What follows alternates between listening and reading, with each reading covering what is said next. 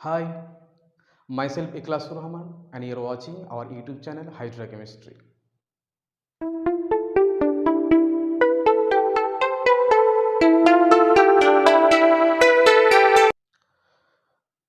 তো এসে গেছি আবার তোমাদের কাছে পার্ট 2 নিয়ে। তো এর আগের দিন আমরা সলিড স্টেটের পার্ট 1 নিয়ে ডিসকাস করেছিলাম। যে পার্ট 1 ছিল যে আমরা কোন একটা সলিড স্টেট যে আছে তাকে আমরা কত টাইপে ভাগ করতে পারি তার ক্লাসিফিকেশনগুলো দেখেছিলাম, তাদের এক্সাম্পল দেখেছিলাম, তাদের কিছু ক্যারেক্টারিস্টিক দেখেছিলাম। তো আজকে আমরা পার্ট 2 এ বিশেষত আমরা আজকে ক্রিস্টাল ল্যাটিস এবং ল্যাটিস পয়েন্ট নিয়ে আলোচনা করব। তো চলো আজকের আমাদের পড়ার বিষয়গুলো কি কি চলো এটা আমরা দেখি। তো এক হচ্ছে ক্রিস্টাল কি, ওকে। তো এগুলো হচ্ছে আমাদের আজকে পড়ার বিষয়। তো চলো আজকে আমরা ডিসকাস করি যে ক্রিস্টাল কি। তো দেখো এর আগের দিন আমরা সলিড স্টেট পড়েছিলাম, সেখানে বলেছিলাম যে দেখো প্রত্যেকটা সলিড স্টেট তারা একটা নির্দিষ্ট বা কতগুলি infinite number of Avogadro number of particle নিয়ে তারা কনস্টিটিউট করে। এবার ওই সলিড সাবস্টেন্সকে যদি আমরা একটা ক্রিস্টালের মতো দেখতে চাই তাহলে ক্রিস্টালটা দেখতে কীরকম হবে চলো একটু আমরা দেখি। তো এই ক্রিস্টাল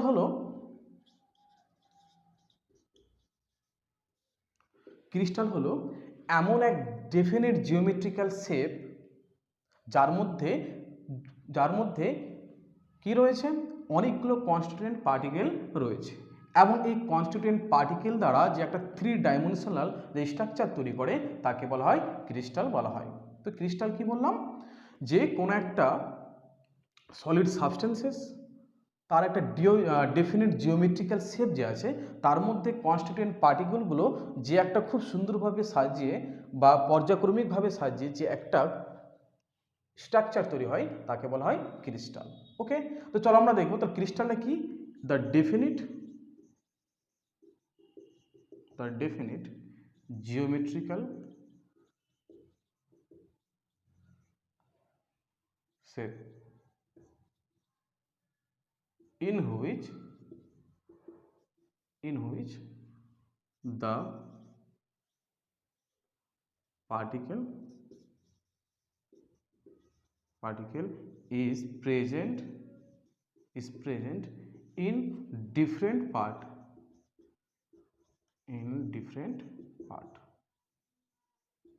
ওকে। তো ক্রিস্টালটা দেখতে কিরকম তার স্ট্রাকচার চলো দেখি আমরা।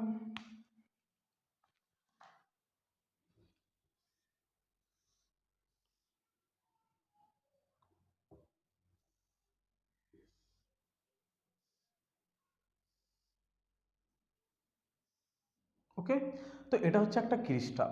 তো ক্রিস্টালটা দেখতে পাচ্ছ সেটা কিন্তু একটা কিউবিক স্ট্রাকচার অর্থাৎ 3 ডাইমেনশনাল স্ট্রাকচার। আর এইগুলো হচ্ছে তার কর্নার, আর এই কর্নারগুলোতে প্রত্যেক জায়গাতে এই পার্টিকেলগুলো অবস্থান করে। তাহলে আমরা দেখলাম যে কোনো একটা ক্রিস্টাল যে আছে তার প্রত্যেকটি কৌণিক বিন্দুতে বা পার্টিকেলগুলো কখনো কখনো তার মিডলে হতে পারে, কখনো তার সারফেসে হতে পারে, আবার কখনো তার এজে হতে পারে। ওকে, তো এইভাবে পার্টিকেলগুলো কখনো তার কর্নারে, কখনো তার সারফেসে বা কখনো তার এজ সেন্টারে থেকে যে একটা 3 ডাইমেনশনাল ডেফিনিট জিওমেট্রিক্যাল শেপ তৈরি করে তাকে বলা হয় ক্রিস্টাল। ওকে, তো এবার আমরা দেখব যে এই ক্রিস্টাল সম্পর্কিত কতগুলো টার্ম দেখবো আমরা। তো crystal some term related to crystal.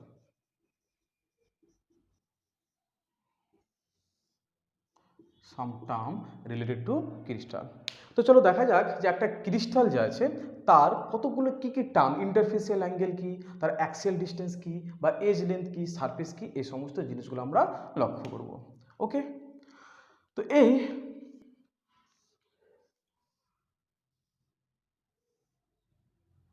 দেখতে পাচ্ছ এটা হচ্ছে একটা ক্রিস্টাল। এবার এই ক্রিস্টালের এই যে সারফেস, এই ক্রিস্টালের টোটাল সারফেস রয়েছে 6টি। সারফেস কোনগুলো, যে এই যে একটা মডেলের সাহায্যে দেখানো যাক, একদম জাস্ট এটা হচ্ছে একটা ক্রিস্টালের মতো। তাহলে এই যে ক্রিস্টাল তার কতগুলো সারফেস রয়েছে, 1 2 3 4 5 আর 6টা। অর্থাৎ আমরা দেখতে পেলাম কোনো একটা ক্রিস্টাল তার 6টি সারফেস রয়েছে।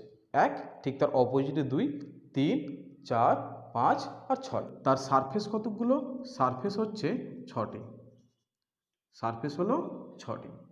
ওকে, তাহলে এগুলো এক একটা সারফেস, তাহলে এই একটা সারফেস, এই একটা সারফেস, ঠিক এই দিকে একটা সারফেস, সির নিচের দিকে একটা সারফেস, আর ঠিক ওপর দিকে একটা সারফেস, আর ঠিক তার উল্টো দিকে একটা কি রয়েছে? সারফেস রয়েছে। তার মানে কোনো একটা ক্রিস্টাল তার ঠিক 6টা হলো সারফেস।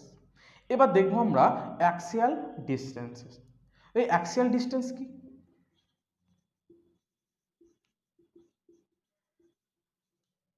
অ্যাক্সিয়াল ডিস্টেন্স হলো এমন একটা ইমাজিনারি লাইন যে লাইনটা দুটো সারফেসকে কানেক্ট করে। তাহলে এটা একটা লাইন, যে লাইন কি করলো, যে এই উপরে একটা সারফেস আর ঠিক তার ওই প্রান্তে যে একটা সারফেস রয়েছে তাকে কানেক্ট করছে। বা আমরা বলতে পারি এটা একটা অ্যাক্সিয়াল ডিস্টেন্স বা এজ লেন্থ। আর এই এজ লেন্থটা উপরে সারফেস আর ঠিক তার নিচে সারফেস। আচ্ছা, মডেল দিয়ে দেখাচ্ছে তাহলে আরও ক্লিয়ার হবে। তো এই যে অ্যাক্সিয়াল ডিস্টেন্স, এগুলোকে বলা হয় অ্যাক্সিয়াল ডিস্টেন্স বলা হয় কোনো একটা ক্রিস্টালের। তাহলে এই অ্যাক্সিয়াল ডিস্টেন্সটা বা এই এজ লেন্থটা এই একটা সারফেস আর এই একটা সারফেসকে কি করেছে? কানেক্ট করে দিয়েছে, তাই না? তাহলে অর্থাৎ অ্যাক্সিয়াল ডিস্টেন্স হলো এমন একটা লাইন যে লাইনটা দুটো সারফেসকে কানেক্ট করে। তাহলে এরকম একটা, এটাও একটা অ্যাক্সিয়াল ডিস্টেন্স যেটা কি করেছে? এই একটা সারফেস আর এই একটা সারফেসকে কানেক্ট করেছে।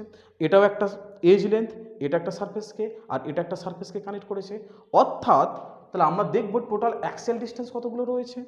এক। তাহলে এই প্রান্তে 1 2 3 4, ঠিক তার উল্টো দিকে 4টা রয়েছে। 8টা হলো 9 10 11, আর ঠিক এখানে একটা রয়েছে 12টা। অর্থাৎ আমরা দেখলাম যে অ্যাক্সিয়াল ডিস্টেন্স হলো তার 12টি। বা কখনো কখনো একে এজ লেন্থও বলা হয়। এজ বলা হয়, এজ লেন্থ বলা হয়। ওকে, তো আমরা দেখলাম যে টোটাল অ্যাক্সিয়াল ডিস্টেন্স বা এজ লেন্থ হলো 12টি। ওকে, তাহলে এই একটা এজ লেন্থ, দুটো, তিনটা, 4 5 6 7 8 9 10 11 আর 12টা। অর্থাৎ আমরা দেখলাম তার 12টি অ্যাক্সিয়াল ডিস্টেন্স। ওকে, এবার আমরা দেখব কিছু কিছু, তার অনেক সময় জিজ্ঞেস করে যে ইন্টারফেসিয়াল অ্যাঙ্গেল কি। তো কখনো জিজ্ঞেস করে অ্যাক্সিয়াল ডিস্টেন্স কতগুলো? 12টি। সারফেস কতগুলো? 6টি। এবার আমরা দেখব তার, তো এবার আমরা দেখব যে ইন্টারফেসিয়াল অ্যাঙ্গেল কি জিনিস। Interfacial angle, interfacial angle, interfacial angle. তো ইন্টারফেসিয়াল অ্যাঙ্গেল চলো একটু দেখা যাক, নতুন করে ছবিটা আঁকানো যাক। ওকে, ইন্টারফেসিয়াল অ্যাঙ্গেল হলো এমন একটা, আচ্ছা এই দেখো, এটা একটা অ্যাক্সিয়াল ডিস্টেন্স, এটা একটা অ্যাক্সিয়াল, আমি যদি এটাকে মনে করি অ্যাক্সিস মনে করলাম, এটাকে অ্যাক্সিস মনে করলাম, আর এটাকে একটা অ্যাক্সিস মনে করলাম। ওকে, তো এই যে একটা অ্যাক্সিয়াল ডিস্টেন্স আর এই যে একটা অ্যাক্সিয়াল ডিস্টেন্স, তার মাঝের যে অ্যাঙ্গেল তাকে বলা হয় ইন্টারফেসিয়াল অ্যাঙ্গেল। তাহলে এই ইন্টারফেসিয়াল অ্যাঙ্গেলকে আমরা আলফা দিয়ে রিপ্রেজেন্ট করলাম। আবার এই একটা অ্যাক্সিয়াল ডিস্টেন্স আর এই একটা অ্যাক্সিয়াল ডিস্টেন্স, তাদের মাঝের যে অ্যাঙ্গেল তাকে আমরা বিটা দিয়ে লিখলাম, তাকে আমরা বিটা দিয়ে লিখলাম। আবার এই একটা অ্যাক্সিয়াল ডিস্টেন্স আর এই একটা অ্যাক্সিয়াল ডিস্টেন্স, তাদের মাঝে যে অ্যাঙ্গেল তাকে বলা হয় গামা। ওকে, আর এটা হলো, এটা অ্যাক্সিয়াল হচ্ছে এ বি আর সি। তো আমরা কি কি দেখলাম, সরি এটা হবে এ, এটা A B R C. Okay,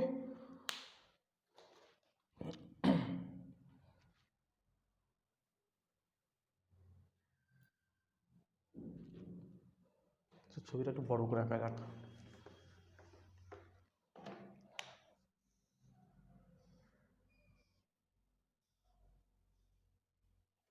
তাহলে দেখো, এটা একটা অ্যাক্সিয়াল ডিস্টেন্স যাকে আমরা এ ধরলাম, এটা একটা অ্যাক্সিয়াল ডিস্টেন্স যাকে আমরা বি ধরলাম, আর এটা হচ্ছে একটা অ্যাক্সিয়াল ডিস্টেন্স, সেটা হচ্ছে সি।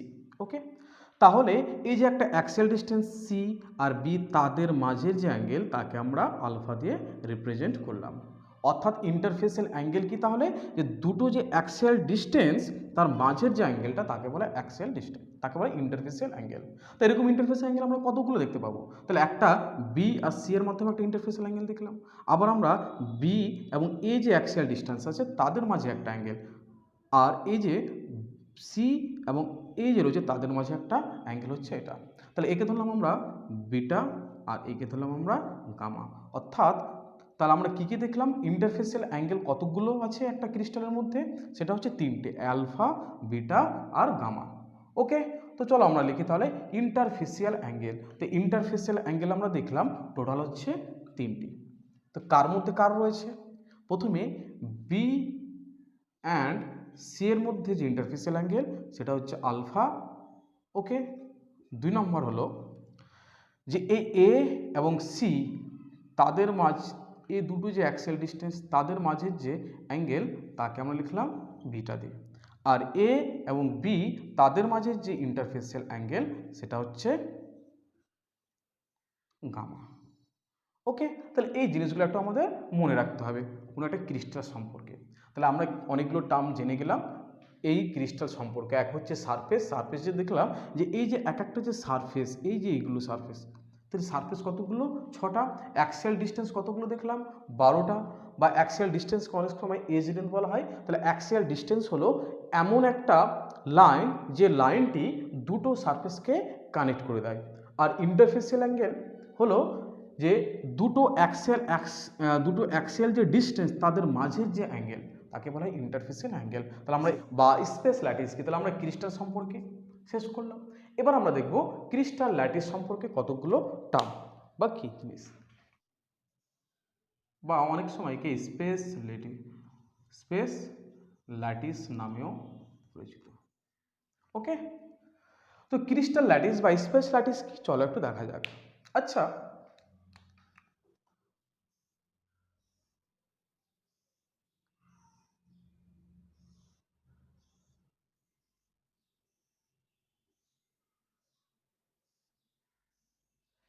এই যে একটি ক্রিস্টাল, তাহলে এই কর্নারগুলোতে যদি কোনো একটা পার্টিকেল থাকে, যদি একটা কোনো পার্টিকেল থাকে আর তার ফলে যে ক্রিস্টালটা তৈরি করে তাকে বলা হয় ক্রিস্টাল ল্যাটিস বলা হয়। ওকে, তো এই ক্রিস্টাল ল্যাটিসের এই যে পয়েন্টগুলো, এই পয়েন্টগুলোকে বলা হয় ল্যাটিস পয়েন্ট। এই পয়েন্টগুলোকে বলা হয় ল্যাটিস পয়েন্ট, ল্যাটিস পয়েন্ট বলা হয়ে থাকে।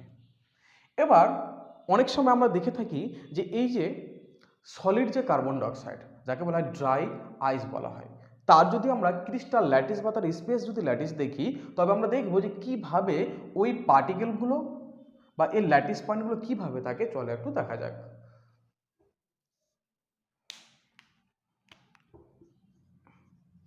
ড্রাই আইস, এটা হচ্ছে carbon die oxide, solid carbon die oxide, solid carbon ডাইঅক্সাইডকে dry আইস বলা হয়।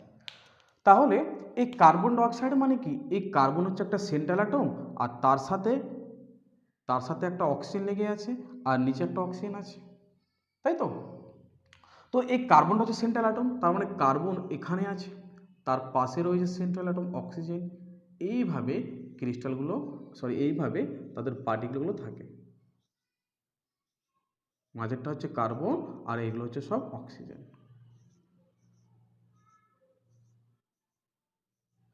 ওকে, তো তাহলে এটা হচ্ছে কার্বন অ্যাটম, এটা হচ্ছে অক্সিজেন অ্যাটম, আর এটা হচ্ছে অক্সিজেন অ্যাটম। তাহলে এই যে কার্বন অক্সিজেন এগুলো সবকটাই হচ্ছে ল্যাটিস পয়েন্ট। ওকে, তো এইভাবে খুব সুন্দরভাবে কার্বন মিডিলে এবং অক্সিজেন তার চারপাশে থাকে একটা কনস্ট্যান্ট পার্টিকেলগুলো, আর এই পার্টিকেলগুলোকেই বলা হয় ল্যাটিস পয়েন্ট, ল্যাটিস পয়েন্ট বলা হয়ে থাকে।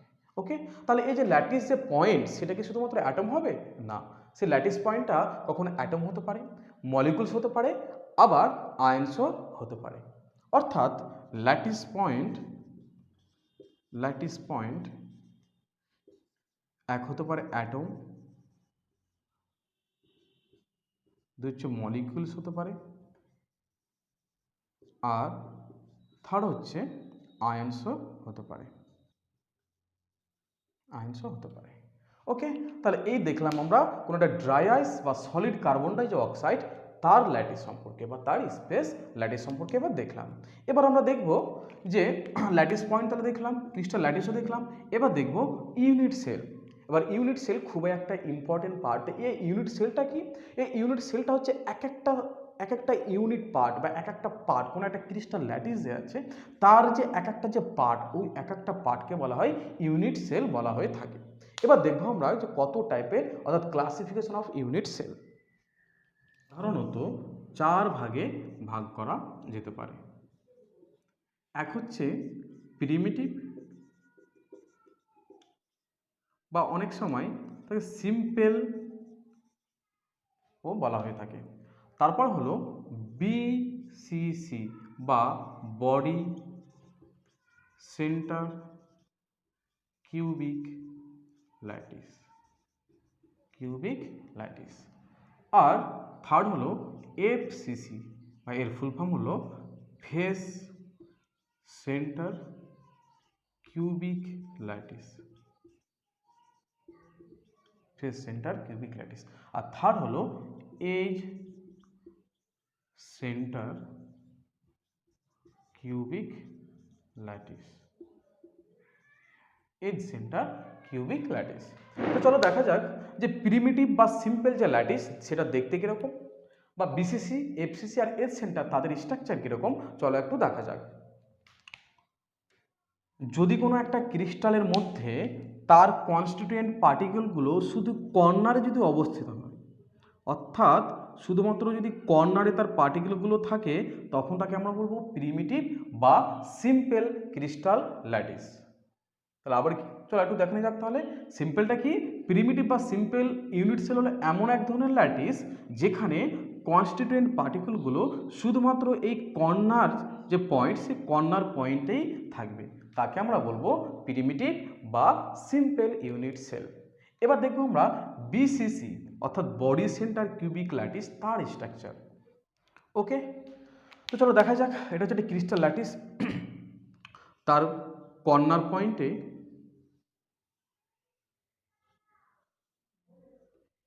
তার কর্নার, তাহলে কতগুলো কর্নার আছে একটা ক্রিস্টালের মধ্যে? 1 2 3 4 5 6 7 8। অর্থাৎ কোনো একটি ক্রিস্টাল ল্যাটিসের 8টি কর্নারে 8টি যদি কনস্টিটিউয়েন্ট পার্টিকেল থাকে, এবং তাছাড়াও যদি তার একদম বডিতে, বডি বলতে এই ক্রিস্টাল একদম ভেতরে, ফর এক্সাম্পল ধরো এটা হচ্ছে একটা ক্রিস্টাল ল্যাটিস, তাহলে এই একটা কর্নার, এই একটা কর্নার, তাহলে এই প্রত্যেকটা কর্নারে যদি একটা একটা করে পার্টিকেল থাকে, এবং এই কর্নার ছাড়াও যদি আরও একটা এক্সট্রা পার্টিকেল তার একদম এই যে ক্রিস্টাল তার একদম ভিতরে, অর্থাৎ এর ভিতরে যদি একটা এক্সট্রা পার্টিকেল থাকে, তখন তাকে বলা হয় বিসিসি বা বডি সেন্টার কিউবিক ল্যাটিস। ওকে, আশা করি।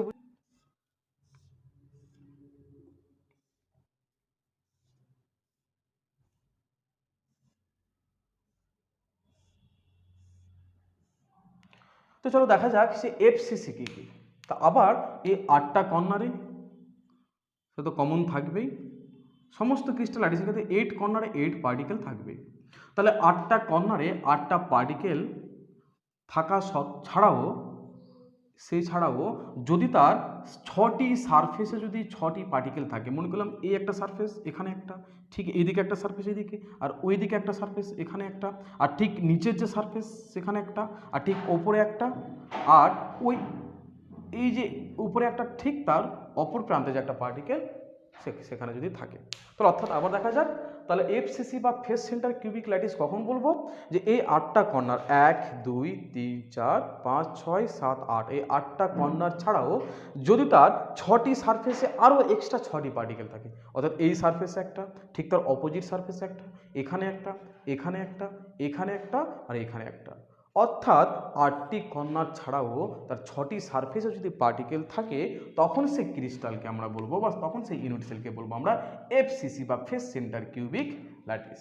ওকে, এবার চলো দেখি আমরা এজ সেন্টার কিউবিক ল্যাটিস যে রয়েছে তার মধ্যে কতগুলো পার্টিকেল বা কোথায় কোথায় থাকে, চলো একটু দেখা যাক।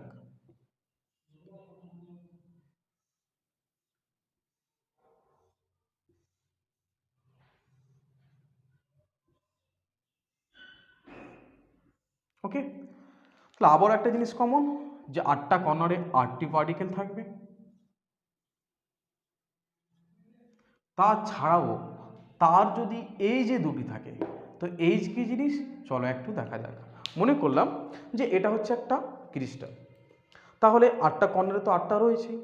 তাছাড়াও যদি তার এই মনে করলাম যে এই এজে একটা রয়েছে, এই একটা এজ, ঠিক তার অপোজিট এজে যদি আরও একটা থাকে, অর্থাৎ দুটো এজে যদি তার দুটো থাকে, বা মনে করলাম এটা একটা এজ, ঠিক তার অপোজিট এজ কোনটা, এই একটা অপোজিট এজ, যদি তার দুই অপোজিট এজে যদি দুটো থাকে 8টা কর্নার ছাড়াও, তখন তাকে বলা হয় কি বলা হয়, এজ সেন্টার। অর্থাৎ এখানে একটা আর ঠিক তার অপোজিট এজে রয়েছে সেখানে একটা, যদি এরকমভাবে থাকে তখন তাকে বলা হয় এজ সেন্টার কিউবিক ল্যাটিস। তো এবার দেখলাম তাহলে আমরা ইউনিট সেল যে রয়েছে তাদের ক্লাসিফিকেশন দেখলাম। সেটা দেখলাম যে 4 প্রকার: primitive or simple crystal, body centre cubic lattice বা BCC, F centre cubic lattice বা এফসিসি, আর এজ সেন্টার কিউবিক ল্যাটিস। 4 ধরনের আমরা ইউনিট সেল দেখলাম। ওকে, তো চলো কন্ট্রিবিউশন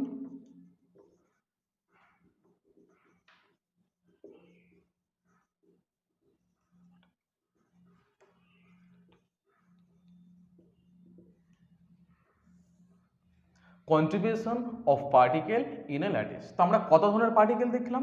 পার্টিকেল আমরা দেখলাম 4 ধরনের। এক হচ্ছে কর্নার পার্টিকেল, অর্থাৎ যে পার্টিকেলগুলো কর্নারে থাকবে তাকে আমরা বলবো কর্নার পার্টিকেল। 2 কি দেখলাম? 2 হচ্ছে যে body centre particle, body centre particle. 3 হচ্ছে face centre, face centre particle. আর 4th হলো edge centre, edge centre particle. তাদের কন্ট্রিবিউশন মানে কোনো একটা পার্টিকেল সেই কর্নারে কি পুরোপুরি তার কি পুরো পার্টটাই গিয়ে রয়েছে নাকি কিছু অংশ ঢুকে রয়েছে, সেটা একটু আমরা দেখবো। সেটা হচ্ছে তার কন্ট্রিবিউশন। তাহলে এই যে একটা কর্নার যে পার্টিকেল, তো কর্নার পার্টিকেল চলো একটু দেখা যাক তাহলে তার পিকচারটা।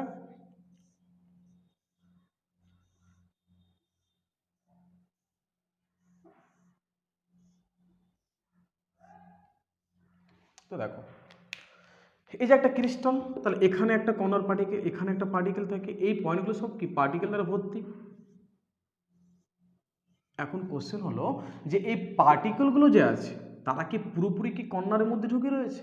না, পুরোপুরি কিন্তু কর্নারে কিন্তু নেই। তো চলো দেখা যাক, একটা আমরা মডেলের সাহায্যে আমরা দেখবো। তোমাদের জন্য একটা খুব সুন্দরভাবে মডেল তৈরি করে নিয়ে এসেছি। তো চলো মডেলের সাহায্যে একটু ব্যাখ্যা করা যাক। আচ্ছা দেখো এই কর্নারটা, তাহলে এটা একটা ক্রিস্টাল, আর এই পয়েন্টগুলো সব কি কর্নার পার্টিকেল। আর মনে করো যে এই যে বলটা যে রয়েছে প্লাস্টিক বল, সেটা হচ্ছে পার্টিকেল। তাহলে এই যে একটা পার্টিকেল, সে পার্টিকেল কি হয় যে কোনো একটা কর্নার যে পয়েন্ট সেখানে কিন্তু পুরোপুরি থাকে না। তোমরা দেখতেই পাচ্ছ যে কিছুটা অংশ ভিতরে রয়েছে আর ম্যাক্সিমাম পোর্শন কিন্তু বাইরে রয়েছে। ওকে, তাহলে দেখো তার কন্ট্রিবিউশন মানে হচ্ছে যে এই কর্নার যে পার্টিকেল তাকে পুরোপুরি ঘিরতে কতকগুলো তার ক্রিস্টালের দরকার। তাহলে দেখো দেখি যে এখানে একটা যদি আমি যদি এইভাবে যদি একটা ক্রিস্টাল রাখি, তাহলে দেখো নিচের পাটটা ঢেকেছে, তাহলে এখানে দুটো, ঠিক তার অপোজিটে দেখো দুটো, 4টা, আর ঠিক কভার হবে। আর ঠিক ওপরে যে সারফেসটা, তাহলে একে ঢাকতে কতগুলো, আরও 4টা লাগবে। তার মানে আমরা বুঝতে পারলাম যে এই যে কনস্টিটিউয়েন্ট যে পার্ট, তো আমরা মডেলের সাহায্যে দেখলাম যে কোন একটা কনস্টিটিউয়েন্ট যে পার্টিকেল তাকে পুরোপুরি কভার করতে এই ধরনের 8টি কি দরকার, ক্রিস্টালের দরকার। তাহলে একটা কর্নার পার্টিকেলকে কভার করতে যদি 8টা পার্টিকেলের দরকার হয়, তবে সে একটা ক্রিস্টালের মধ্যে সে কতটা কন্ট্রিবিউশন করেছে, অর্থাৎ কতটা জায়গা দখল করে রয়েছে, সেটা হচ্ছে 1/8 বা 12.5%। বোঝা গেছে? তাহলে এই দেখে মনে হচ্ছে যে না একটা কনস্ট্যান্ট পার্টিকেল পুরোপুরি কর্নারে ঢুকে রয়েছে, কিন্তু তা কিন্তু নয়।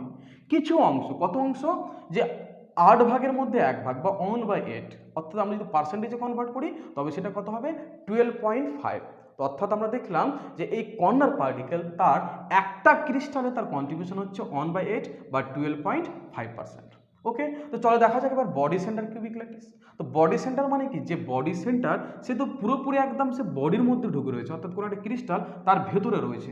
তাহলে পুরোপুরি যদি ভেতরে থাকে তার কন্ট্রিবিউশন কত, পুরোপুরি 100% কন্ট্রিবিউশন, অর্থাৎ 1 বা পার্সেন্টেজ হচ্ছে 100% কন্ট্রিবিউশন। এবার চলো দেখবো আমরা ফেস সেন্টার যে পার্টিকেল তার কতটা কন্ট্রিবিউশন। তো দেখো একটা পার্টিকেল যদি তার ফেসে থাকে, মনে করলাম উপরে একটা ফেস রয়েছে, তাহলে একে কভার করতে যতগুলো ক্রিস্টাল লাগবে সেটাই তার কি কন্ট্রিবিউশন। তো চলো একটু দেখা যাক। দেখো তাহলে ফেস হচ্ছে এটা, তাহলে এই ফেসে যদি একটা পার্টিকেল যদি এখানে থাকে তাহলে অর্ধেক পার্টিকেলটা কি হবে, অর্ধেক পার্টিকেলটা এই ফেসের মধ্যে কি কভার করে থাকবে আর অর্ধেকটা ফাঁকা থাকবে। তাহলে একে অর্ধেকটা ঢাকতে তাহলে দেখো আরও একটা কি ক্রিস্টালের দরকার, তাই তো? সে অর্ধেকটা কি হয়, কোনো একটা কিউবের মধ্যে ঢুকে থাকে, কোনো কিউবের মধ্যে ঢুকে থাকে, অর্ধেকটা ঢুকে থাকে আর অর্ধেকটা বাইরে থাকে। তাহলে এই অর্ধেকটা ঢাকতে কি আরও একটা আমাদেরকে এইভাবে ক্রিস্টালের দরকার। তার মানে একটা সারফেস যে পার্টিকেল বা ফেস পার্টিকেল সে কতটা কন্ট্রিবিউশন করে রয়েছে, সেটা 50% বা 1/2। তো আমরা দেখলাম যে এই ফেস সেন্টার পার্টিকেল তার কন্ট্রিবিউশন হচ্ছে 1/2 বা 50%। সে 50% একটা সারফেসের পার্টিকেল সে 50% শেয়ার করে রয়েছে। ঠিক একইভাবে এজ সেন্টার, তো এজ সেন্টার মানে কি? এজ সেন্টার মানে হলো যে ধরো এটা একটা এজ, ধরলাম যে এটা একটা এজ, তাহলে এই এজের মধ্যে যদি পার্টিকেলটা থাকে তবে দেখা যায় যে এই এজের মধ্যে যদি থাকে তবে এই পার্টিকেলটাকে ঢাকতে সেরকম 4টা ক্রিস্টালের দরকার হয়। যদি 4টা যদি ক্রিস্টালের দরকার হয় তবে তার কন্ট্রিবিউশন কত, 25% বা 1/4। সিম্পল। তো আমরা দেখলাম যে এই যে এজ সেন্টার পার্টিকেলের কন্ট্রিবিউশন হচ্ছে 1/4 বা 25%। ওকে, তো আমরা বুঝতে পারলাম তার কন্ট্রিবিউশন। তো চলো একটু দেখা যাক, তাহলে আরও একটু দেখে নাও কন্ট্রিবিউশন কী কী। যে কর্নার পার্টিকেল তার কন্ট্রিবিউশন হচ্ছে 1/8, অর্থাৎ কর্নার পার্টিকেল যদি তার কর্নারে থাকে তবে সে 8 ভাগের মধ্যে বা 8 পার্টের মধ্যে অনলি 1 পার্ট কি থাকে, শেয়ার করে থাকে, আর বাকিটা কিন্তু বাইরে থাকে। ওকে, এবার দেখলাম body centre body centre particle তার কন্ট্রিবিউশন কত, পুরোপুরি 100%। আর ফেস সেন্টার পার্টিকেল হচ্ছে 50% আর এজ সেন্টার হচ্ছে 1/4 বা 25%। তাহলে এবার দেখলাম, এবার আমরা দেখব calculation of number of particle in different unit cell. Okay, তো কি দেখলাম, calculation of total number of particle in different unit cell. তো প্রথমে আমরা দেখব সিম্পল বা প্রিমিটিভ তার কতগুলো পার্টিকেল। আচ্ছা দেখো তো, যে একটা যে সিম্পল বা প্রিমিটিভ যে ইউনিট সেল তার কোথায় কোথায় পার্টিকেল থাকে, পার্টিকেলগুলো শুধুমাত্র তার কর্নারে থাকে, তার কোথায় থাকে, শুধুমাত্র তার কর্নারে থাকে। ওকে, এবার যে এই যে একটা পার্টিকেল যে কর্নারে যে থাকে তার কন্ট্রিবিউশন কত, 1/8। তাহলে ব্যাপারটা বুঝো ভালো করে এখানটা, এই একটা যে পার্টিকেল সে পার্টিকেলের কন্ট্রিবিউশন কত, 1/8, একটু আগে আমরা দেখলাম।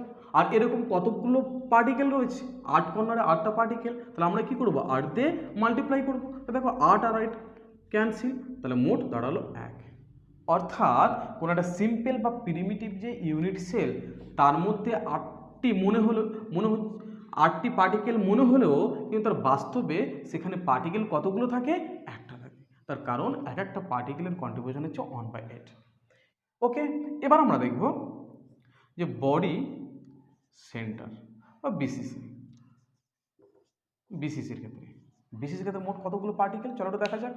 তো বিসিসির ক্ষেত্রে আমরা কি দেখেছিলাম, 8টা কর্নারে দেখেছিলাম যে বিসিসির ক্ষেত্রে 8টা কর্নারে 8টি পার্টিকেল, তাছাড়াও তার বডির মধ্যে একটা পার্টিকেল।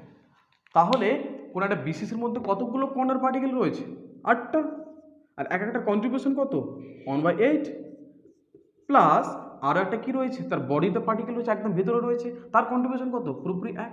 তাহলে মোট কতগুলো পেলাম আমরা, 8 × 8, 1 + 1 = 2। অর্থাৎ কোন একটা বিসিসি যে রয়েছে তার মধ্যে মোট নাম্বার অফ পার্টিকেল হচ্ছে 2টি। তাহলে একটা জিনিস বলো তো, যে এই যে ক্রিস্টাল তার নাম্বার অফ পার্টিকেল যত ইনক্রিজ করবে তার সেই ক্রিস্টালের ডেনসিটিও তত কী হবে, ইনক্রিজ করবে। অর্থাৎ আমরা বুঝতে পারলাম যে with increase the number of particle the density of the unit cell will be increased. Okay, তারপরে দেখো নাম্বার 3, ফেস সেন্টার বা এফসিসি। তার মধ্যে কতগুলো পার্টিকেল, তাহলে এফসিসি চলো দেখা যাক।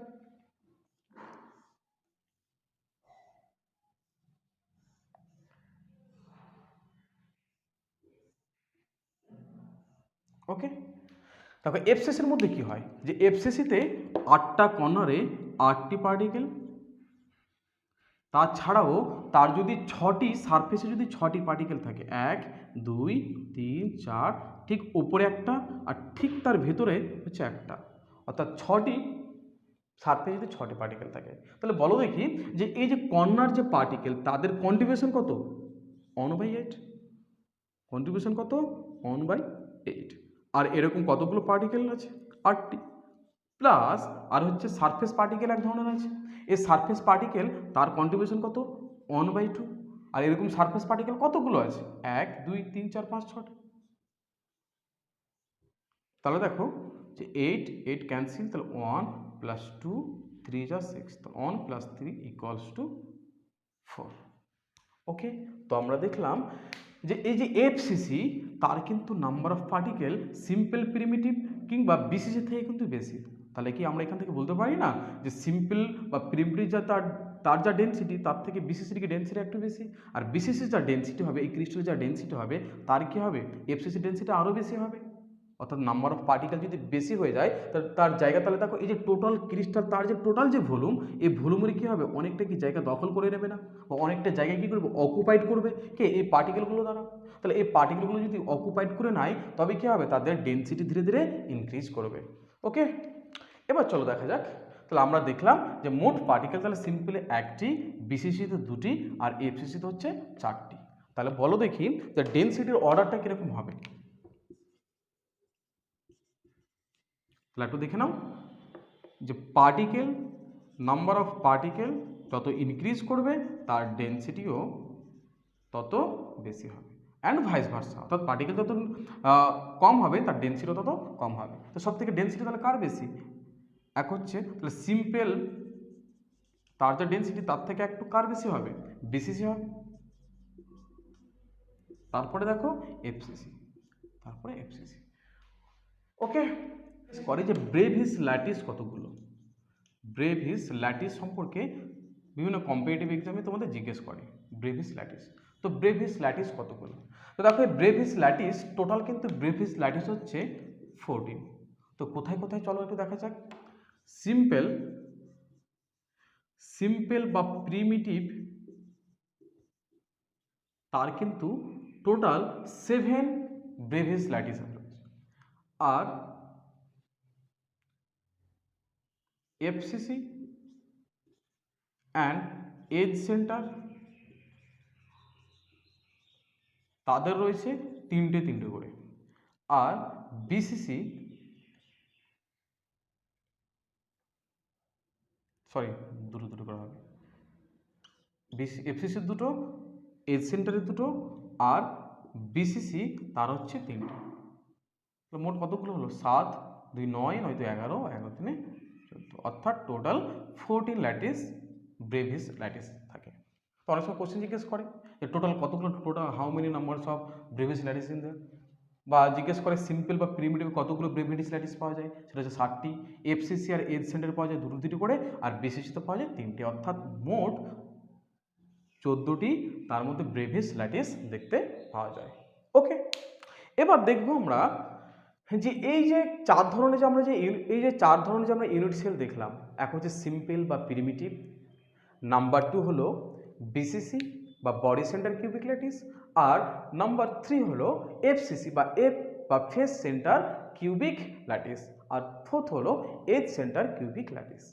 তো এগুলো ছাড়াও এই কোনো একটি ইউনিট সেল যে রয়েছে তাদের অ্যাক্সিয়াল ডিস্টেন্স এবং তাদের ইন্টারফেসিয়াল যে অ্যাঙ্গেল তার উপর ডিপেন্ড করে টোটাল 7 ভাগে ভাগ করা যেতে পারে।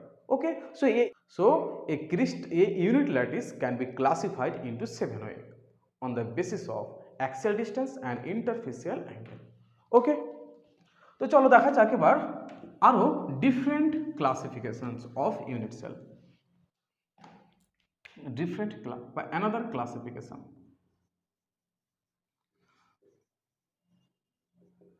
another classification of unit sell.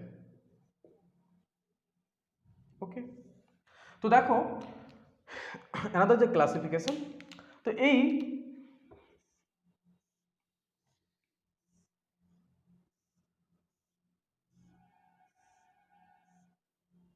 দেখতেই পাচ্ছ এটা হচ্ছে একটা ক্রিস্টাল ল্যাটিস।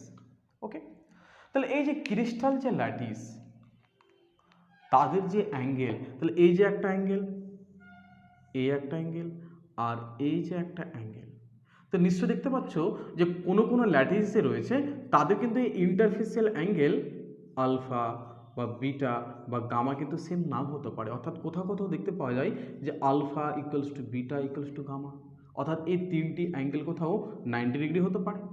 অর্থাৎ এই তিনটি অ্যাঙ্গেল, অর্থাৎ এই যে ইন্টারফেসিয়াল যে অ্যাঙ্গেল তাদের উপর বেস করে এবং তাদের যে অ্যাক্সিয়াল ডিস্টেন্স, এই যে অ্যাক্সিয়াল যে ডিস্টেন্স অর্থাৎ এ বি আর সি তারা কি সমান হতেও পারে আবার না হতে পারে।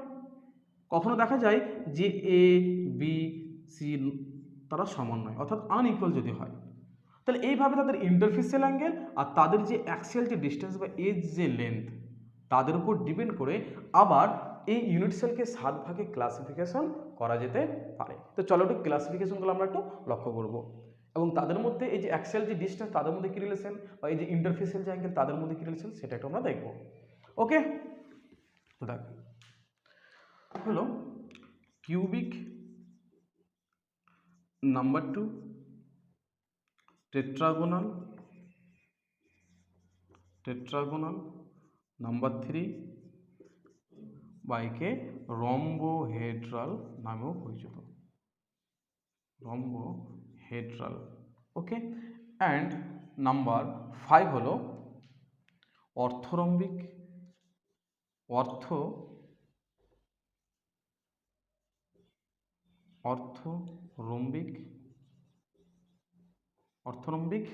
নাম্বার 6 মনোক্লিনিক অ্যান্ড নাম্বার 7 হচ্ছে ট্রাইক্লিনিক। ওকে, তো আমরা দেখলাম যে এই যে অ্যানাদার যে ক্লাসিফিকেশন একটা ইউনিট সেল তার টোটাল 7 ধরনের কিন্তু ইউনিট সেল আছে। এক হচ্ছে কিউবিক, টেট্রাগোনাল, হেক্সাগোনাল, ট্রাইগোনাল, অর্থরম্বিক বা এই ট্রাইগোনাল যে রয়েছে তাকে কিন্তু আর একটা নাম, তার আরও একটা নাম রয়েছে, সেটা হচ্ছে রম্বোহেড্রাল, অর্থরম্বিক, মনোক্লিনিক আর ট্রাইক্লিনিক। ওকে, দেখো এই যে কিউবিকের ক্ষেত্রে তাদের যে, আচ্ছা ছবিটা একটু দেখাচ্ছি তবে দেখবে একটু ক্লিয়ার হবে। ওকে, দেখো, আচ্ছা ওই জিনিসটা বুঝে দিচ্ছি।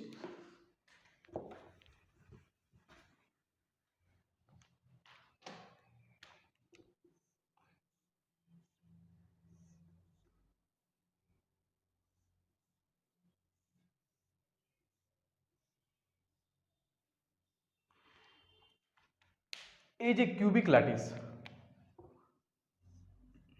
এটাকে আমরা কি ধরেছিলাম, এ, এটা হচ্ছে বি আর এটা হচ্ছে সি, আর এদের যে মাঝের যে অ্যাঙ্গেল আলফা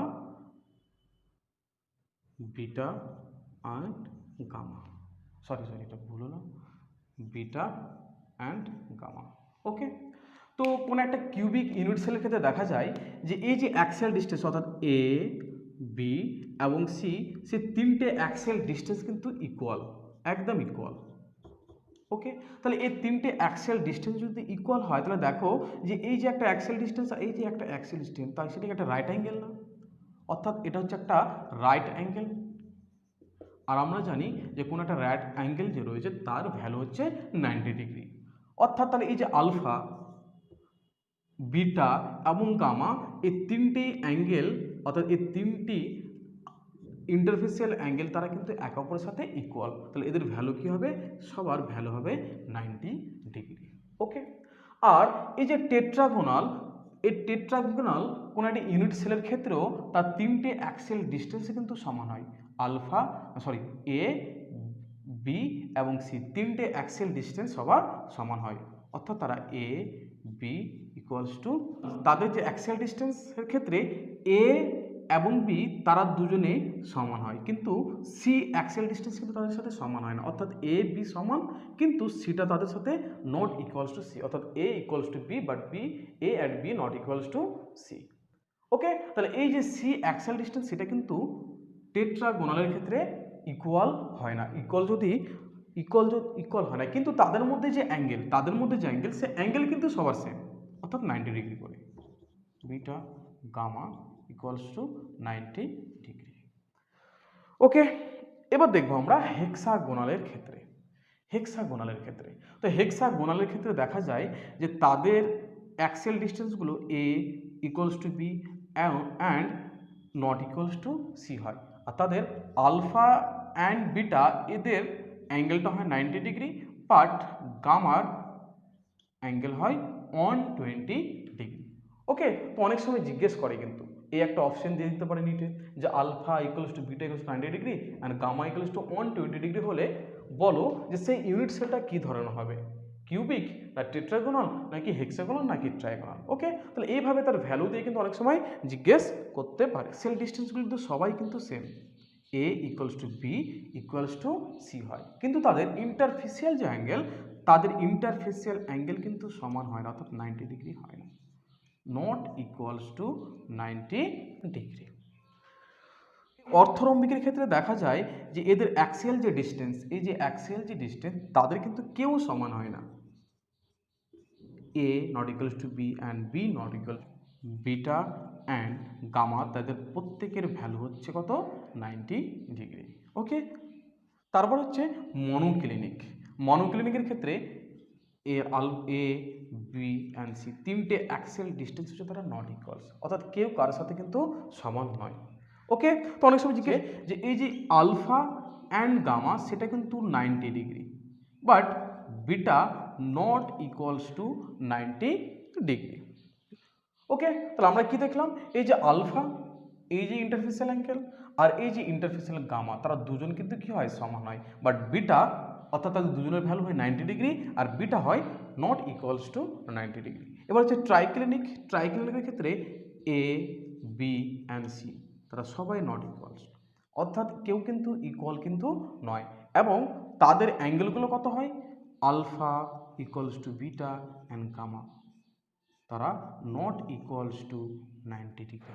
তো দেখো আজকে আমরা যে টপিকগুলো পড়লাম সেই টপিকের উপর বেস করে আমরা নিউমেরিক্যালস প্রবলেমকে দুই ভাগে ভাগ করেছি। ওকে, অর্থাৎ টাইপ 1 অ্যান্ড টাইপ 2।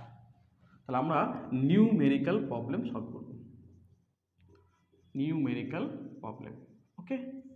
তো আমাদের পড়ার স্টাইল কীরকম হবে, যে আমরা যা টপিক পড়ব সে টপিক রিলেটেড যত টাইপের নিউমেরিক্যালস প্রবলেম হতে পারে সেই নিউমেরিক্যালস প্রবলেমগুলো আমরা সলভ করব। এর পরের ক্লাসও আমরা দেখব প্যাকিং এফিসিয়েন্সি পড়বো, তাদের মধ্যে আমরা নতুন একটা ফর্মুলা পাবো, আর সেই ফর্মুলার উপর বেস করে আমরা কিছু নিউমেরিক্যালস প্রবলেম করব। ওকে, তো চলো নিউমেরিক্যালস প্রবলেম টাইপ 1। ওকে, তো দেখো তোমাদের কাছে নতুন একটা নিউমেরিক্যালস প্রবলেম এসছে যে if a BCC crystal is constraint by sodium metal, calculate the number of unit cell if the weight of sodium is given by 9.2 gram and the molecular weight of the sodium is given by 23। Okay, তো এই টাইপের numericals problem. তাহলে দেখো আমাদের কি জিজ্ঞেস করেছে, যে নাম্বার অফ ইউনিট সেল। তো চলো দেখা যাক যে নাম্বার অফ ইউনিট সেল যে রয়েছে, নাম্বার অফ ইউনিট সেল বের করার তার টেকনিকটা কী। দেখো, তো প্রথমে দেখো আমরা মোল সম্পর্কে জানবো। এই ধরনের প্রবলেমস জানতে গেলে, সলভ করতে গেলে আমাদের একটু মোল সম্পর্কে ধারণা থাকতে হবে। তো মোল কি, দেখো আমরা জানি we know that mole equals to the given weight by molecular weight. Okay, তাহলে mole equals to given weight by molecular weight, or we can say that the given weight is represented as W, and if you represent the molecular weight as a M, then we can get the mole equals to W by M. ওকে, তাহলে ডাব্লুটা কি given wait, অর্থাৎ কোশ্চেনে যে molecular যে ওয়েটটা given থাকবে, যেমন দেখো 9.2 গ্রাম, তাহলে সেটা কি গিভেন ওয়েট, আর মলিকুলার ওয়েট সেটাও সাপ্লাই থাকবে, ডোন্ট ওয়ারি। তাহলে এই যে সোডিয়াম যে এলিমেন্ট তার মলিকুলার ওয়েট কত 23। ওকে, তাহলে এইভাবে দেখো মোল আমরা বের করব। তাহলে মোল, এবার অনেক সময় নাম্বার অফ পার্টিকেল বের করতে হয়। তো নাম্বার অফ পার্টিকেল কী করে বের করব, যে যত আমরা মোল পাবো, দেখো নাম্বার অফ পার্টিকেল, ওকে। তো নাম্বার অফ পার্টিকেল বের করার নিয়ম হচ্ছে যে তার গিভেন ওয়েট বাই মলিকুলার বা মোল ইনটু আমরা অ্যাভোগাড্রো সংখ্যা দিয়ে যদি মাল্টিপ্লাই করে দিই তাহলে আমরা নাম্বার অফ কি পাবো, পার্টিকেল পাবো। আচ্ছা, একটা এক্সাম্পল দিচ্ছি, দেখো একটা এক্সাম্পল, এক ধরনের ম্যাথ দেখো। মনে করো যে একটা গ্লাসে আমরা ওয়াটার নিয়েছি। If you take a glass of water, okay. তাহলে একটা গ্লাসের মধ্যে যে ওয়াটার যে রয়েছে সেখানে কি একটি মাত্র H2 মলিকুল আছে? নিশ্চয়ই না। তোমাকে জিজ্ঞেস করে যে বলো দেখি এই গ্লাসে যে আমরা এক গ্লাসে জল নিয়েছি তার মধ্যে কতগুলো মোট H2O পার্টিকেল আছে, তখন কীভাবে বের করবে? যদি তোমাকে কোশ্চেনে দেওয়া হয় যে এর মধ্যে ওয়াটার কত গ্রাম, 18 গ্রাম বা 36 গ্রাম ওয়াটার, ওকে। আর আমরা জানি তাহলে 36 গ্রাম সেটা কি ডাব্লুর ভ্যালু, গিভেন ওয়েট, আর ওয়াটারের মলিকুলার ওয়েট কত, মলিকুলার হচ্ছে 80। তাহলে আমরা কীভাবে বের করবো তার নাম্বার অফ পার্টিকেল, যে প্রথমে আমরা মোল বের করতে হবে। মোল ইকুয়ালস হচ্ছে given weight by molecular weight. তাহলে গিভেন ওয়েট কত 36 আর মলিকুলার ওয়েট কত 80। তাহলে কত মোল পেলাম, 2 মোল পেলাম, ওকে। তো যত আমরা মোল পাবো ঠিক তার সাথে যদি আমরা অ্যাভোগাড্রো নাম্বার মাল্টিপ্লাই করে দিই তবে আমরা টোটাল নাম্বার অফ পার্টিকেল পেয়ে যাব, ওকে। তাহলে মাল্টিপ্লাইগুলো কত পাবো আমরা, 12.046 ইন্টু 10⁻23, অর্থাৎ এতগুলো মোট পার্টিকেল থাকে। অর্থাৎ তুমি যদি 36 গ্রাম কোনো ওয়াটার না একটা গ্লাসের মধ্যে, তাহলে সেখানে মোট কতগুলো ওয়াটার পার্টিকেল থাকবে এরকম, সেটা হচ্ছে 12.046 ইন্টু 10⁻23। তো সেম একইভাবে আমরা কি কোনো একটা সলিড যে সাবস্টেন্স তার ক্ষেত্রে কি নাম্বার অফ কনস্টিটিউয়েন্ট যে পার্টিকেল সেটা আমরা বের করতে পারি। কীভাবে বের করবো, যে তার প্রথমে মোল বের করবো আর তার সাথে আমরা কী করবো Avogadro number of particle multiply করবো, ওকে। এবার কখনো কখনো তার নাম্বার অফ ইউনিট সেল জিজ্ঞেস করে, কি জিজ্ঞেস করে, নাম্বার অফ ইউনিট সেল। তো number of unit cell equals to হচ্ছে যে তার টোটাল নাম্বার অফ যে পার্টিকেল, অর্থাৎ টোটাল নাম্বার অফ পার্টিকেলস কত W/m ইন্টু অ্যাভোগাড্রো নাম্বার, আর একে যদি আমরা ডিভাইড করে দিই এ টোটাল নাম্বার অফ পার্টিকেল দিয়ে, কী দিয়ে, টোটাল নাম্বার অফ পার্টিকেল দিয়ে, তবে আমরা কী পাবো, নাম্বার অফ ইউনিট সেল। এটা কিন্তু নাম্বার অফ ইউনিট সেলের ইকুয়েশন, ওকে। তো চলো এই প্রবলেমটা সলভ করা যাক। তো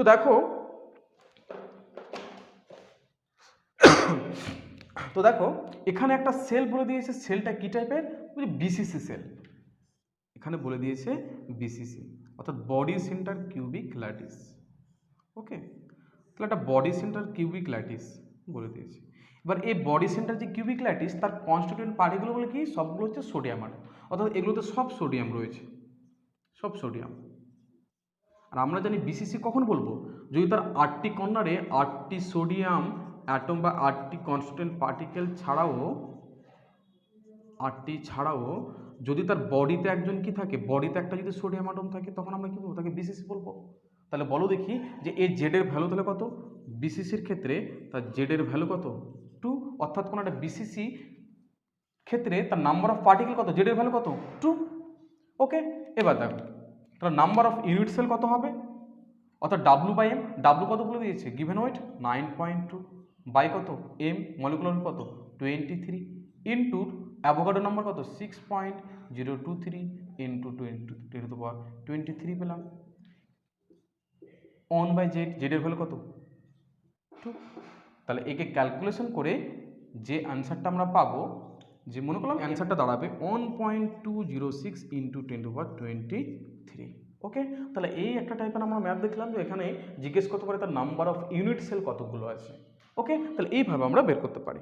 তো দেখো এখানে ম্যাথটা কি চেয়েছে, বলেছে যে a cubic crystal is made up by copper metal, a cubic crystal, the number of unit cell is 1.06 into 10⁻23 for 6.35 gram of copper metal. Predict the unit cell. অর্থাৎ তোমাকে বলে, চলো দেখি তাহলে এই ভ্যালুগুলো কী কী, অর্থাৎ এই যে ডেটাগুলো, প্রথমে আমাদের কাজ হচ্ছে ডেটাগুলোকে ক্যালকুলেট করা। তো দেখো আমরা একটু আগে ইকুয়েশনটা কী বের করলাম, যে number of unit cell, number of unit cell equals to হচ্ছে W/M ইন্টু অ্যাভোগাড্রো নাম্বার, আর তাকে যদি আমরা টোটাল নাম্বার অফ পার্টিকেল দিয়ে ডিভাইড করি তাহলে সেটা হচ্ছে নাম্বার অফ পার্টিকেলস। তাহলে দেখো এই নাম্বার অফ ইউনিট সেল তার ভ্যালু কিন্তু দিয়ে দিয়েছে, নাম্বার অফ ইউনিট সেল হচ্ছে 1.506। তো দেখো 1.506 ইন্টু 10^22 কার ভ্যালু দিয়েছে, নাম্বার অফ ইউনিট সেলের ভ্যালু দিয়েছে। এবার ডাব্লিউ ভ্যালু কত, for 6.35 gram of copper metal, কপারের ওয়েট কত বলে দিয়েছে 6.35, অর্থাৎ ডাব্লিউর ভ্যালু কত বলে দিয়েছে 6.35 বাই এ মলিকুলার ওয়েট কত বলে দিয়েছে 63.5, ওকে, ইন্টু অ্যাভোগাড্রো নাম্বার। এবার আমরা সবাই জানি যে অ্যাভোগাড্রো ভ্যালু হচ্ছে কি কনস্ট্যান্ট 6.023 ইন্টু 10^23। তাহলে বলো, এবার বলে দিয়েছে যে প্রেডিক্ট দ্য ইউনিট সেল, অর্থাৎ প্রেডিক্ট দ্য ইউনিট সেল, তাহলে আমাকে ইউনিট সেলটা কী ধরনের হবে সেটা বের করতে হবে। তাহলে একটা জিনিস বলো তো, এই যে জেড, এই জেডের ভ্যালু আমরা যেরকম পাবো সেরকম কি ক্রিস্টাল? আচ্ছা, জেডের ভ্যালু যদি আমরা 1 পাই তাহলে সেটা কী হবে, সিম্পল ল্যাটিস হবে। জেডের ভ্যালু যদি 2 হয় তাহলে সেটা কি বিসিসি হবে। আর জেডের ভ্যালু যদি 4 পাই তাহলে সেটা কি হবে, এফসিসি হবে। তাহলে এখন আমাদের প্রথম কাজ কি, এই সমস্ত ভ্যালু থেকে জেডের ভ্যালু বের করা, আর জেডের ভ্যালু আমরা যা পাবো সেটা তার কি হবে, ক্রিস্টাল ল্যাটিস হবে। তো চলো বের করা যাক। তাহলে দেখি তাহলে জেডটা যদি আমি ওই পারে নিয়ে যাই তাহলে দেখো এই ভ্যালুটা কী হবে, এর নিচে নেমে আসবে। তাহলে Z equals to 6.35 by 63.5 into 6.023 into 10^23 by 1.506 into 10^22। তাহলে দেখো এই যে 10^22 আর 23 কেটে গেল, শুধুমাত্র কী থাকলো, তাহলে এখানটায় 10 পড়ে থাকলো। এবার দেখো 63.5 আর এখানে 6.35, তাই তো? তাহলে একে যদি আমরা একে ডিভাইড করি তাহলে নিচে কত 10 পাবো, আর এই 10 আর উপরে 10 কেটে গেল, তাই তো? তাহলে এই টোটালটা কি কেটে গিয়েছিল। এবার 6.05, তাহলে আমাদের থাকলো কি জেড ইকুয়ালস টু 6.023 বাই 1.506। যদি একে আমরা ডিভাইড করি তুমি দেখবে, আচ্ছা মনে করে যে 6 রয়েছে, এটা 1.5, তাহলে 1.5কে কত দিয়ে মাল্টিপ্লাই করলে 6 পাবো, 4 দিয়ে। দেখো 6কে যদি আমরা 1.5 দিয়ে ডিভাইড করি তাহলে কত পাবো, প্রায় 4-এর কাছাকাছি। তাহলে আমরা জেডের ভ্যালু কত পেলাম, তাহলে দেখো আমরা জেডের ভ্যালু পেলাম 4। এবার জেডের ভ্যালু 4 মানে কি, কোন ক্রিস্টালের ক্ষেত্রে জেডের ভ্যালু 4 হবে, এফসিসির ক্ষেত্রে, অর্থাৎ এটা হচ্ছে এক ধরনের এফসিসি।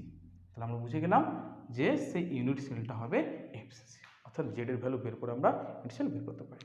তাহলে এটা গেল আমাদের এক টাইপের প্রবলেম, অর্থাৎ নাম্বার অফ ইউনিট সেল জিজ্ঞেস করতে পারে, বা তোমাকে নাম্বার অফ ইউনিট সেল দিয়ে দেবে, গিভেন ওয়েট দিয়ে দেবে, মলিকুলার ওয়েট দিয়ে দেবে, এবার বলবে যে বলো তার যে ইউনিট সেলটা সেটা প্রেডিক্ট করো বা সেটা ক্লেম করো কী ধরনের হতে পারে। তাহলে এইভাবে দেখো আমরা ক্যালকুলেশন অতি সহজে করতে পারি। এবার আরও এক টাইপেরও ম্যাথ, সেটা ওকে। তো দেখো আরও একটা নতুন টাইপ নিয়ে এসেছি, সে টাইপটা হচ্ছে অনেক সময় মলিকুলার ফর্মুলা জিজ্ঞেস করে, যে কোনো একটা অনেকগুলো ভ্যালু সাপ্লাই দেওয়া থাকে আর বলবে যে বলো তার মলিকুলার ফর্মুলা কী। চলো ম্যাথটা একটু করে আমরা দেখা যাক কী ধরনের। বলেছি m প্লাস এবং x minus is the constituent particle in A crystal lattice in which m, তাহলে এখানে কনস্টিটিউয়েন্ট পার্টিকেলগুলো কে কে, তো চলো দেখা যাক। তাহলে এখানে কনস্টিটিউয়েন্ট পার্টিকেলগুলো কে কারা কারা, কনস্টিটিউয়েন্ট পার্টিকেল হচ্ছে m plus and x minus. এবার কি বলে দিয়েছে যে in which m plus ion, মানে এই m প্লাস আয়নটা is at the corner position and x is at the body centre of the unit cell, then what will be the formula of the molecule. Okay, তো চলো বলে দিয়েছে যে একটা crystal, সেই ক্রিস্টালের মধ্যে তার কনস্টিটিউয়েন্ট পার্টিকেলগুলো হলো m প্লাস এবং x মাইনাস, এক হচ্ছে m প্লাস এবং আর হচ্ছে m মাইনাস। তাহলে এটা একটা ক্রিস্টাল ল্যাটিস, তার মধ্যে m প্লাস একটা কনস্ট্যান্ট পার্টিকেল আর x মাইনাস হলো একটা কনস্ট্যান্ট পার্টিকেল। তাহলে m প্লাসটা থাকে কোথায়, বলে দিয়েছে m plus ion is at corner position. তাহলে m প্লাস কর্নারে কে রয়েছে, এই কর্নারগুলোতে সমস্ত কর্নার পজিশনে রয়েছে m প্লাস আয়নগুলো, অর্থাৎ এখানে m প্লাস, এখানে m প্লাস, এখানে m প্লাস, এখানে এম প্লাস আর এখানে হচ্ছে এম প্লাস। ওকে, এবার বলে দিয়েছে এবার এক্স মাইনাস কোথায়, X minus is at the body centre of the unit cell. তাহলে বডি কোনটা, একদম ভেতরে এক্স মাইনাস। তাহলে চলো দেখি যে এম প্লাস কোথায় রয়েছে, কর্নারে আছে। আর যে কর্নারে থাকে তার কন্ট্রিবিউশন কত হয়, একটু আগে আমরা দেখলাম 1/8 হয়। তাহলে এম প্লাসগুলো মোট কতগুলো রয়েছে, 8টি রয়েছে। তাহলে মোট এম প্লাস আয়ন হচ্ছে 1। এবার এক্স মাইনাস দেখো, এক্স মাইনাস কোথায় থাকে, তার বডি সেন্টারে রয়েছে। আর বডি সেন্টারে যদি থাকে তার কন্ট্রিবিউশন কত হয়, 1 হয়। তাহলে বলো দেখি, তাহলে এটা একটা এক ধরনের বিসিসি বলে দিয়েছি। তাহলে বিসিসির মধ্যে, তাহলে বলো বিসিসির মধ্যে এম প্লাস, তাহলে আমরা তাহলে এদের রেশিওটা দেখবো, এম প্লাস আর এক্স মাইনাস। তো এম প্লাস কতগুলো পেলাম, কতগুলো পার্টিকেল পেয়েছি, একটা পেয়েছি। আর এক্স মাইনাস কতগুলো পেয়েছি, এটাও একটা পেয়েছি। তাহলে এম প্লাস আর এক্স মাইনাস এদের রেশিও যদি 1:1 হয়, তবে তাদের ফর্মুলা কি হবে, এম এক্স। ওকে, আচ্ছা যদি আমরা ক্যালকুলেশন করে যদি আমরা তাদের রেশিওটা যদি 1 পেতাম আর 3 পেতাম, তাহলে তাদের ফর্মুলা কী হতো, ফর্মুলাতে mx3 হতো। তাহলে এই টাইপের দেখো অনেক এই টাইপের নিউমেরিক্যালস প্রবলেম কিন্তু নিট এবং সিবিএসসি বোর্ড দুটোতেই কিন্তু জিজ্ঞেস করে। ওকে, তো এই গেল আমাদের ক্রিস্টাল ল্যাটিস, এই সম্পর্কে আমরা পড়লাম, তাদের নিউমেরিক্যালস প্রবলেমগুলো দেখলাম, দু টাইপের দেখলাম। এবার পরবর্তী ক্লাসে আমরা দেখব যে এই যে কনস্টিটিউয়েন্ট পার্টিকেল কোনো একটা ক্রিস্টাল ল্যাটিসের মধ্যে যে থাকে, তার প্যাকিংটা কী ধরনের থাকে, অর্থাৎ প্যাকিং এফিসিয়েন্সি কী, তার কতটা ফাঁকা থাকে, তার ডেনসিটি কী, এই সমস্যা দেখব। আর আবার তাদের ফর্মুলা পেলে তাদের নিউমেরিক্যালস প্রবলেম পড়ব। ওকে, তো এখান থেকে আজকে থাক, অনেক লং হয়ে গেল ভিডিওটা। তো যদি তোমাদের ভালো লেগে থাকে তো অবশ্যই ভিডিওটিকে লাইক করবে এবং শেয়ার করো বেশি বেশি করে, আর সাবস্ক্রাইব করে দিও।